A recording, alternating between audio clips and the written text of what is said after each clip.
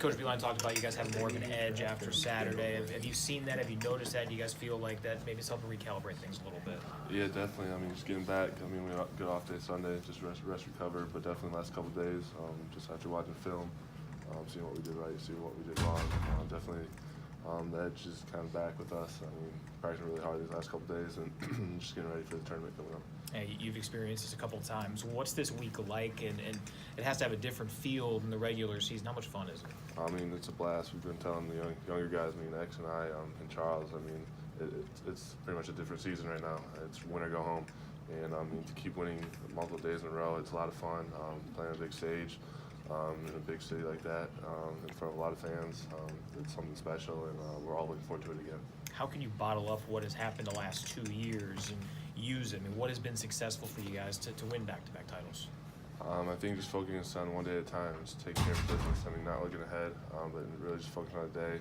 I mean, how coaches prepare us and have a great game plan for us. We go out there and execute. And I mean, just really enjoy ourselves on and off the court together and spending this time. I mean, it's special memories you're making.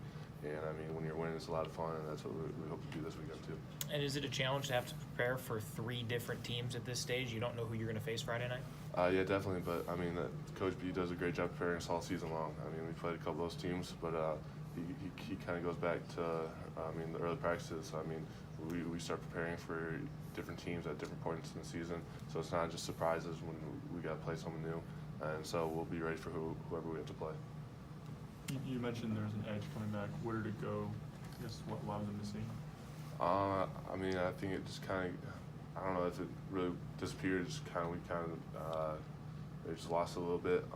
But now that it's back, I mean, I can see it in practices.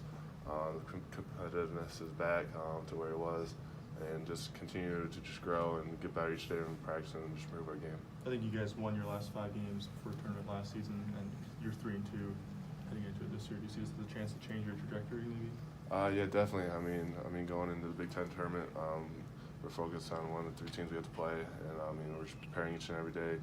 I mean, we know it's win or go home right now, and so we want to keep winning, and we're gonna have a lot of fun doing it, and we just gotta get better each and every day. And Coach B is gonna have a great game plan for us, and we just gotta go out there and execute it.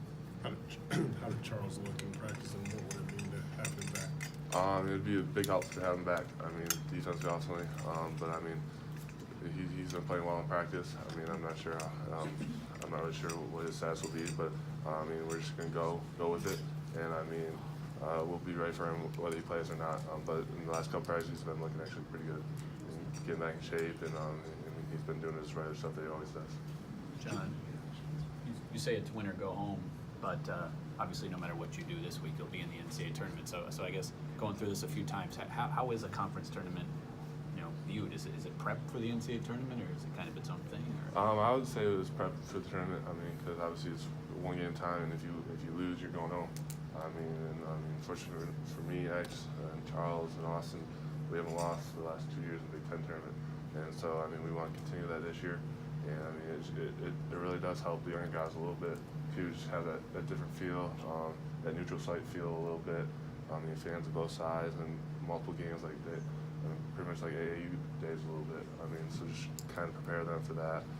But the young guys will be ready for it, I know. John, when you look up at those banners while you guys are practicing on the floor before a game, that you were a part of that, what's kind of the first emotion that it brings to mind, those 2 Big Ten tournament banners? I mean, it's just something special to win back-to-back. I mean, not a lot of people are able to do that. And I mean, it just goes into all the hard work we put in since the summer, and all the guys I've been able to play with. They're my brothers, and to continue that this year with the younger guys as well, it'd be another special moment. Is your approach this year any different, considering 2 years ago you filled in off the bench, last year at that big game in the title game, and then now you're the starting center?